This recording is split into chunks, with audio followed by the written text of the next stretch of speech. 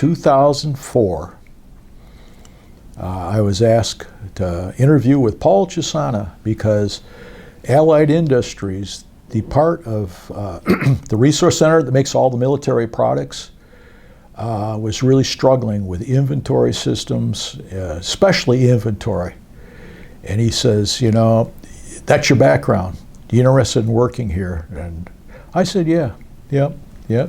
So I took that job and put an MRP system in place. And again, boy, that was a lot of work though. But everything was on spreadsheets. You can imagine handling, you know, $20 million in contracts, you know, and your typical product's going to cost $200, and you got to put all these components in it, and everything's on an Excel spreadsheet. And I go, oh my God, and it was chaos. We did the first inventory when I first got there, the year-end inventory, and there was a discrepancy of $1.5 million that couldn't be accounted for. And I go, oh my God.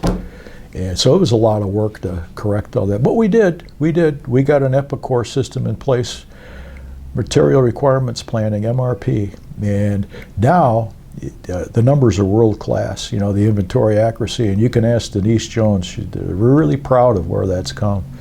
Yep. But I stayed there and did a lot of stuff in manufacturing.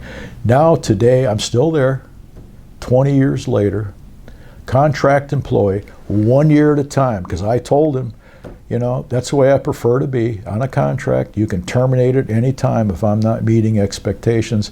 But for 20 years, Greg, they've renewed it every year. It is. But I do a lot of stuff now with IDD, you know, the intellectual development disability folks, with the IRAs and the ICFs. You know all about that world. Boy, God bless them all that we even got something like that. It's remarkable. Sidebar, but I can remember joining the board 1977. My boss, Sherry Cadwell, had been one of the forming attorneys there, and he says, "You're the young kid. You play with Mike Raymond. He's too much energy for oh me." boy, I've heard the stories. That was the beginning of a whole career, and I don't want to get away from what we're doing here.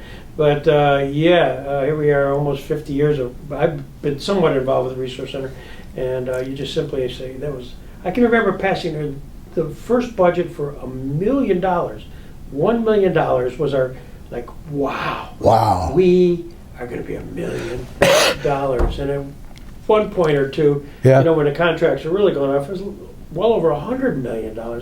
Insane. Yeah. And doing it all to help developmentally disabled. And now they're treated as valued human beings. Absolutely. Absolutely. It's such a difference. I think that's why I'm still there, because every day I'm surrounded, you know, with some of those folks, you know, the ones that can do the janitorial work, and they're also friendly, you know, checking on you. You know, it's a fantastic place, and you know, I'm 77 years old, and I'm still going there 4 days a week. You know how busy I get there sometimes, you know, because we postponed this a couple times, but I couldn't think of anything doing else. Plus, I get to meet active duty soldiers and Marines and air. They come in to spec the product, you know. Yeah, and it's great. It's great. You got to salute. Like you do so much for the community, Paul, and on behalf of the military. Let them know that Colonel Fardink remembers, and you're part of it. You speak, you present, you do all the right things, but you don't wear it on your sleeve, and that's just a real credit to you and your service. And go Army.